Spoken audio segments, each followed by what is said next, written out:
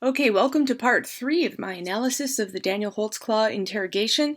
He has just finished giving 2 accounts of the traffic stop that took place about 14 hours before this point. And so far, the interrogation, they're only about, well, technically they're 12 minutes into it because the cameras have been rolling for 12 minutes, but really they started about 3 minutes in. So he's only been questioned for about 9 minutes, and already this detective has been able to pull out a lot more detail from him than he gave in his original account. And now she wants to talk about exactly the nitty-gritty of how he searched her, when he searched her, and when these finely detailed events happen. So this is really when the pressure gets amped up in his mind because he has to try to keep his lies and deception straight, which is exceedingly difficult to do. So let's see how he handles it. Here we go. Put her in your car, did you pat search her? When I came here, I was like, lift up your shirt. Is there anything on you? Anything as far as your waistband or anything like that? She said no. And then I put her in the vehicle and went from there. Did your hands go on her at all? I backhanded her on as far as the side. Where on her body? Tell me. You backhanded her waist, and the back portion. I didn't touch her butt or anything, but the back portion and the waist. And then she lifted it up like right here. And there's nothing. Did she lift it up like this? No. Okay. So she never, went, nothing, exposed her breasts or anything like that? She asked. Now, it's interesting that he mentioned the butt. Why did he mention the butt? Oh, I didn't touch her butt or anything. Well, that's probably true that he didn't touch her butt. What he's trying to do there, though, is to imply that he didn't do anything sexual at all. So he's trying to use a true statement, I didn't touch her butt, to cover all of the other things that he did. So hence the mention, unprompted by her, of the buttocks. So I was like, no, it's okay. She asked you if you want to search me. I'm like, no, it's okay. So she never put her hands on the car and you. No. Okay. Where was she positioned or standing when you did the back of your hands on her? Probably the front right fender of my patrol vehicle. But was she facing you or was she turned? No, she was facing away from me. Now this is incredibly detailed stuff they're talking about, and this is on purpose, because he's going to have to remember everything that he says. So you notice the weasel words have already come in. He said probably the right front fender. Probably. He's doing that so that if there is some surveillance footage, there turned out to be, but he doesn't know that yet. If it turned out that he was wrong, he could say, well, that's what I said probably. I mean, I don't remember. Okay? Again, this happened 14 hours ago. Of course you remember. It happened 14 hours ago with no police work in the intervening time because he was asked to come in and give an interview immediately when he arrived to work the following morning. So, yeah, he's already getting a little slippery and shady with these details. Just kind of did it like this? Yeah, back there, yes. Okay. Did your hand go on her butt or anything? No, that's what I was saying. It was the hip, the side, not the butt section. What about right here? No. You didn't? No, I didn't. They can tuck a gun That's right why I asked to lift it up. Oh, so she just kind of showed you her belly? Right. Okay. Then you talked to her for a little bit. Right. After you searched her, you put her in the back of the car. Right. Then we used to always kind of keep the door open and talk when they're not combative or anything. Did you talk to her and get information then while she was in the back of your car? Right. I talked to her for a little bit just as far as what's inside the vehicle. Can I consent to search your vehicle? Is there anything in that Kool-Aid? She said no. Just talking to her, what's the deal? Why are you driving late at 2 o'clock at night, Why did you swerve?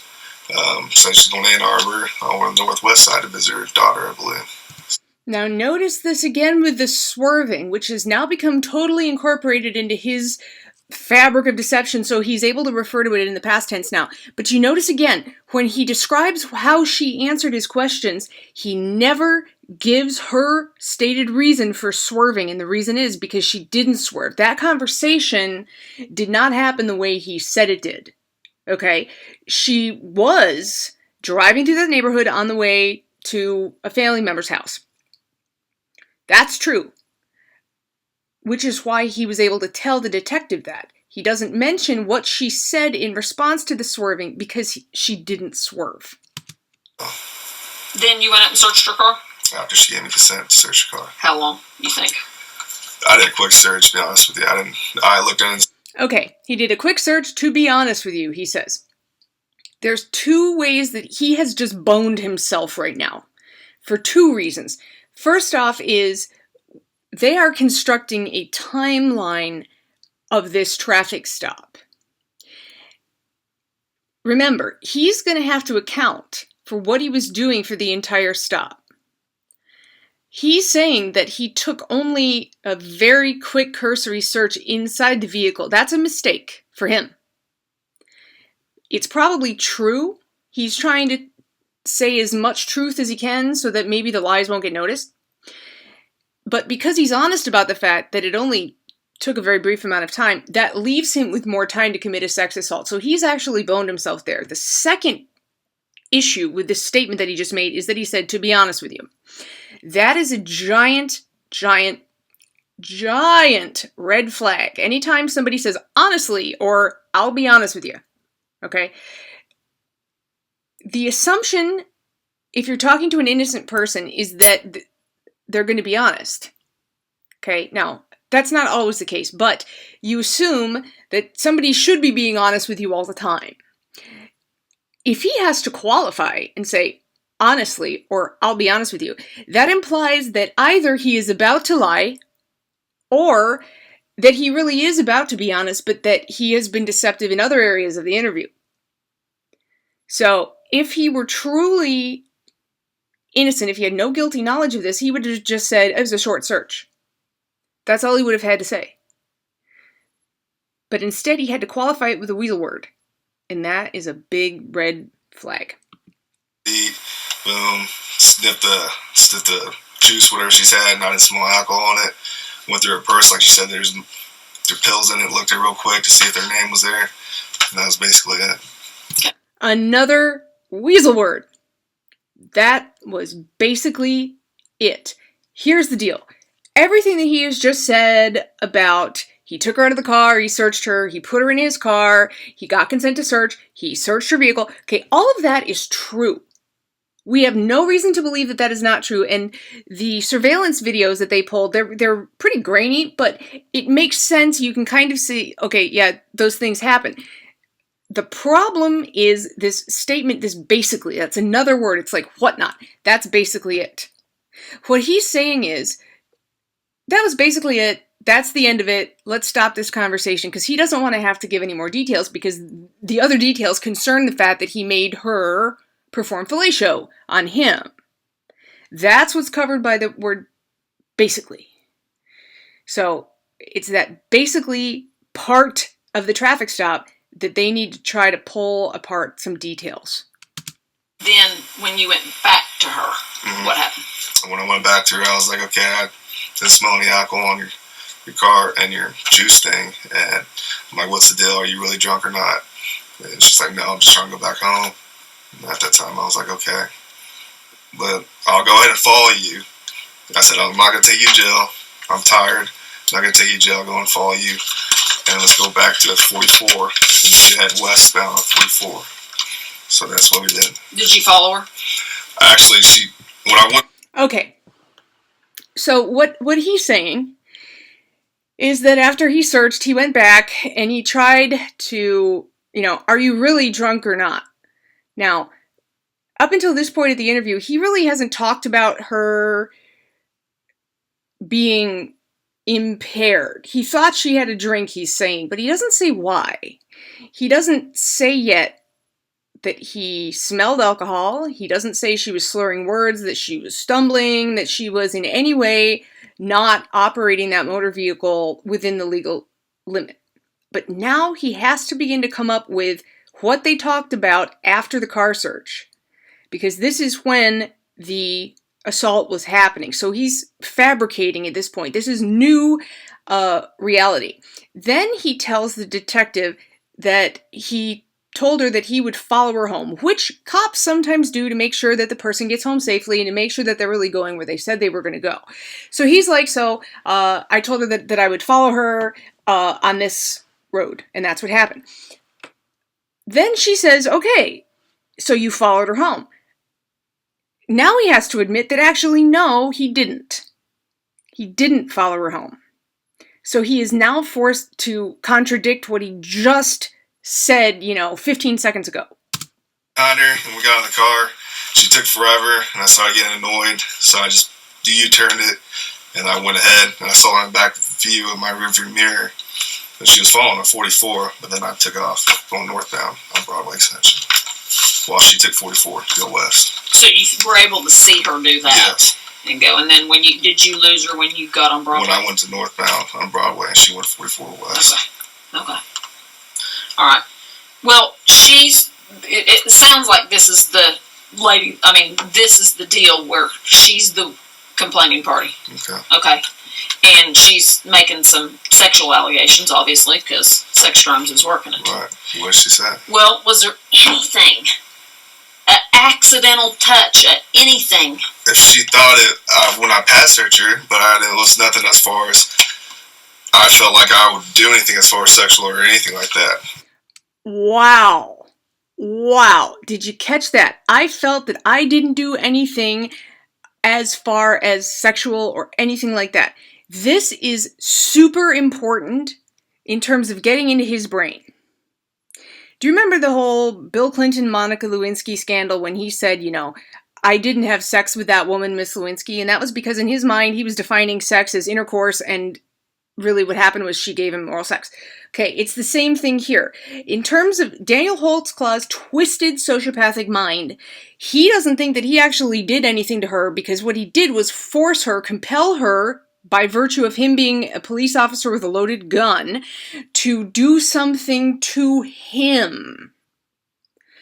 He would probably pass a polygraph on that question, and he's going to actually agree to a polygraph later in this interview, but the way that he worded that, extremely important. I didn't feel like I did anything because in his mind she did something to him. For my safety, I just checked to see if the weapons are right there. And to make clear, I didn't touch her butt, but the waist side and whatnot. She's getting annoyed now because he keeps trying to talk about police procedure. She's like, don't waste my time. I know police procedure. Get on with the facts, please. If you would like me to do it for you to show you. No, and I'm fine with it, and you have every right to do that. Again, with the nervous laughing, the gestures, he has got a lot of, juggling plates in the air now. He's got a lot of stuff going on. He has to remember everything that he just said about the positioning of, where she was facing when he searched her, what he had her do during the search, where the search happened, where did he put her in the car, then he went to her car to search it, then he came back, then they had a conversation about the alcohol. He is trying to keep a bunch of details straight in his mind right now, and it's getting harder and harder, and the pressure is going to keep increasing. Look, he's been talking to her for about 13 minutes now.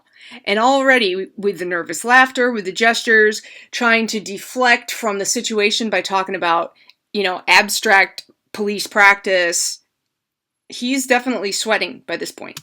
He's saying that you made her lift up her shirt, and when she lifted up her shirt, she exposed her breasts. No. Did you ever see I asked her, is there anything inside your bra? And she said no. So I was like, okay. And she said, you want me to show you? And that's the time I said, no, you don't need to do that. She said she said she was doing this. When you said, is there anything inside your bra? And she was, well, no, I don't have anything like that. Did she do that? Yeah, she did, but I didn't look or anything like that. Right. And then she was like, do you want me to show you? I was like, no. She said when she said, do you want me to show you? You said, yeah, and she went, woo. No, I didn't. But could she have been flashing you? And now you don't want to tell me because you're afraid you're going to get in trouble? No, when I told her no, I said no. Then she didn't go, yeah, because sometimes drunk girls are having a good time. Yeah, and partying down. And let's face it, I've already heard stories about officers and whatnot. They want officers for hubbies or whatever. And notice how he keeps saying, I said no, I told her no. She is not asking him if he told her no. She is asking him if the victim exposed her breasts. And he is deflecting by talking about what he said. That's not what she's asking. She's going to pick up on it, and eventually she's going to be like, listen, that's not what I'm asking you. I need to know. Did you see boobs? Said no. But you could have said no. But I'm asking you if she flashed you anyways. I didn't see her. I didn't see her no breasts. boobies? I didn't see her breasts. Now that is a scary and very believable denial right there. I didn't see it. If she lifted up her shirt, showed me her tits, I didn't see any tits.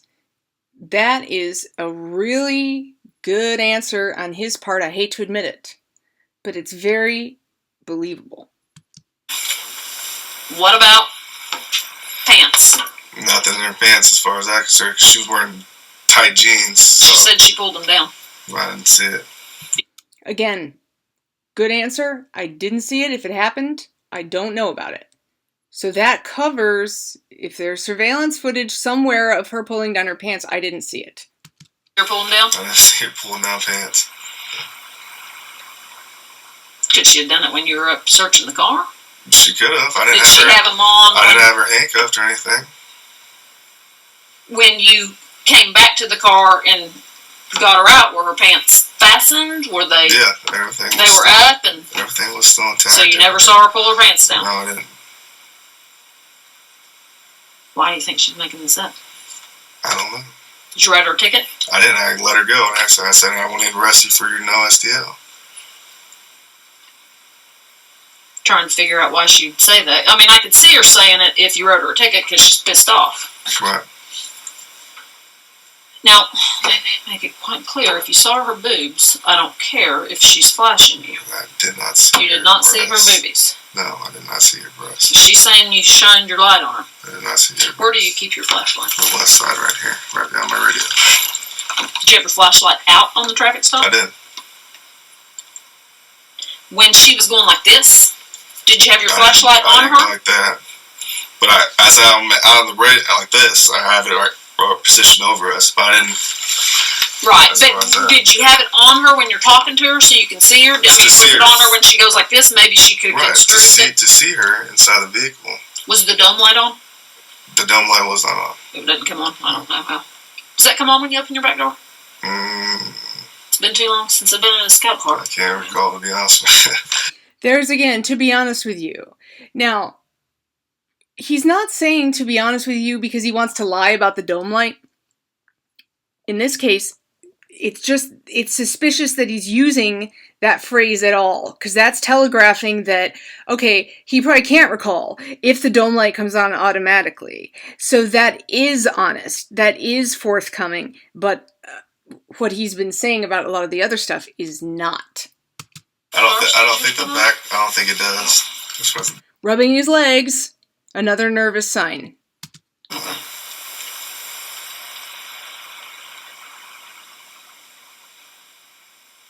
I'm just trying to figure out. How long do you think you were on that traffic stop? I don't think it was an And excess fast. of over a regular speed. 15 minutes at most, just like a regular traffic stop. Nothing. So again, he is trying to impress upon her this was normal, this was every day, this was American as baseball and apple pie, nothing weird happened here. As far as some more. About 15 minutes. How long were you with her? How long of that 15 minutes do you think was searching her car? And this is where he is going to really bone himself, when he is going to again stress the brevity of the search. He is about to make a huge mistake here. Maybe she's sitting in the back seat. Like I said, that quick search probably at max, maybe a little bit over 5 minutes. Maybe like 5 minutes if. So you're with her for 10 minutes. Talking to her, yes. Okay. Big mistake, right? He said 5 minutes of a 15-minute stop was searching the car. He said 5 minutes, if that. So it could have been 4 minutes. Could have been 4.5 minutes. He has now left himself with 10 minutes of talking to the victim. That's a long time. And you notice when she verified, she was like, so you were with her for 10 minutes? And he said, talking to her, yes. Well, obviously, what else would you be doing? Oh, that's right, you would be forcing her to orally copulate you. He had to qualify that, talking to her. Because he knows he wasn't talking to her for 10 minutes. Otherwise, he just would have been like, yeah. Did it take a while to get her to consent to search, or what? 10 minutes long? She was nervous and she was crying and stuff, and I told her not to. Did she say why she was crying? She says police officer and whatnot, and I'm just nervous because I got stopped by a police officer. So there's whatnot again. She really was crying. She really was nervous. And she really was scared because he's a police officer, because he's compelling her to give him oral sex. He has a gun that's loaded. And just take a minute and look at him. He's huge. This dude is a beast. He almost became a professional football player. He played Division I college ball, and I mean, he's huge. Huge.